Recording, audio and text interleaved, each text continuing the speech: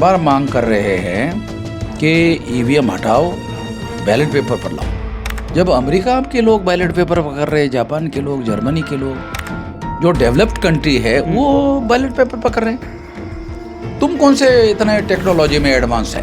Then organisation उन्होंने बयान दिया है, इसका मतलब ये है कि सारे देश भर में ईवीएम के विरोध में बहुत बड़ा बवाल खड़ा हुआ है। कांग्रेस ने स्वीकार किया।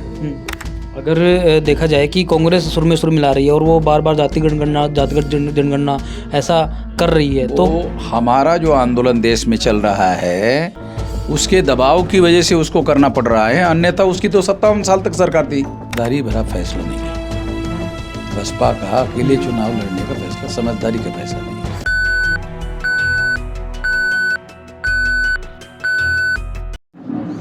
वेलकम साथियों, चैनल के अंदर आपका स्वागत है। हमारे साथ में जो बहुजन नायक है वामन मेश्राम हमारे साथ में है, और इस देश में सबसे बड़ी जो घोषणा है, सबसे जो बड़ा जो कार्यक्रम है वह वामन मेश्राम के हिस्से में जाता है। आरएसएस का कार्यालय घेरना और ईवीएम को फोड़ने की घोषणा करना, ईवीएम के खिलाफ में चुनाव आयोग पर महामोर्चा ले जाना, यह आज तक कोई सोच भी नहीं पाया है।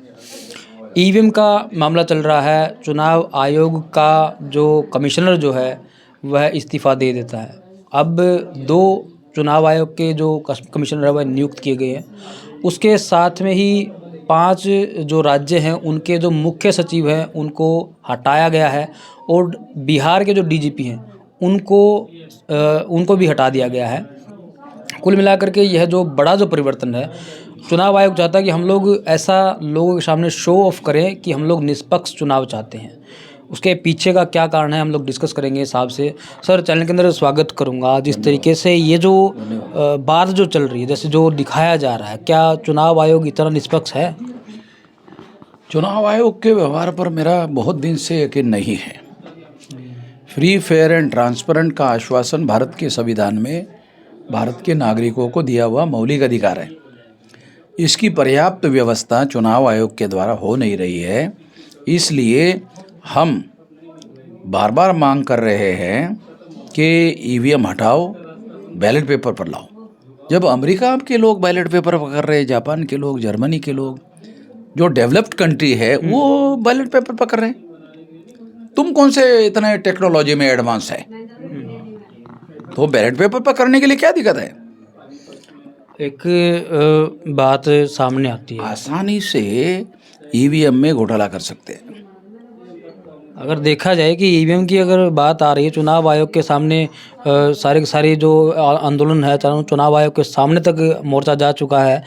हज़ारों लाखों लोग ट्वीट कर चुके हैं। उसके बाद में भी चुनाव आयोग जब कल प्रेस कॉन्फ्रेंस करता है, आज वीवीपैट के ऊपर सुनवाई हो रही है सुप्रीम कोर्ट के अंदर, उसमें कल जो प्रेस कॉन्फ्रेंस की है उसके अंदर कहा गया है एक पत्रकार के द्वारा कि ईवीएम के ऊपर सवालिया निशान है।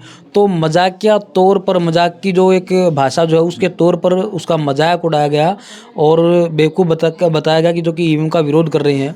कैसे देखते हैं कि क्या वह हटाना चाहेंगे या नहीं हटाना चाहेंगे, जबकि आज सुप्रीम कोर्ट ने सुनवाई भी है? वो अगर मान लो इस तरह से मजाक करने का काम करेंगे, और भारत की प्रजा की जो मांग है सारे देश भर में, कोई पार्टी ऐसी नहीं है। बीजेपी के अंदर जो SC, ST, OBC माइनॉरिटी के लोग हैं वो भी डिमांड कर रहे हैं। कांग्रेस के लोगों का तो कल परसों बयान तक आया। मतलब अगर मेन अपोजिशन पार्टी ईवीएम को हटाने की बात कर रही है, बैलेट पेपर की बात कर रही है, तो उसमें गलत क्या है? वो तो उनके साथ सलाह मशवरा करके निर्णय करना चाहिए। दिग्विजय सिंह SC के सामने प्रदर्शन कर रहे हैं। केवल दिग्विजय सिंह नहीं, कांग्रेस का बयान आया है जी। दिग्विजय सिंह अपने आप में कोई कांग्रेस नहीं है।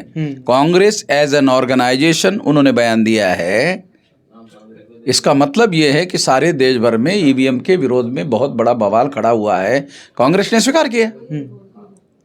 हरियाणा में राजनीति का जो उथल धड़ा जो है देखने लायक था, वह कुछ 6-7 महीने बचे हैं चुनाव के हरियाणा के अंदर, और एक मुख्यमंत्री को हटा करके ओबीसी चेहरा, पहली बार हरियाणा के अंदर ओबीसी मुख्यमंत्री देखने को मिला है।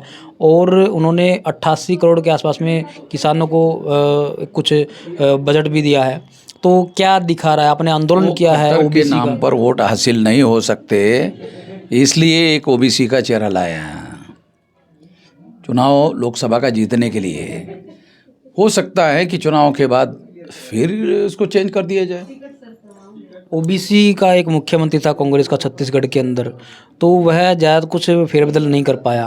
तो क्या लगता है यहाँ पर कुछ बदलाव होगा, यहाँ पर जो जाति आधारित गणना होगी? अब ये अभी जाति आधारित जनगणना का तो आरएसएस के लोग विरोध कर रहे हैं, वो तो इसके विरोध में है। कल परसों बयान आया उनका जो नया महासचिव नियुक्त किया उन्होंने बयान दिया इसके विरोध में।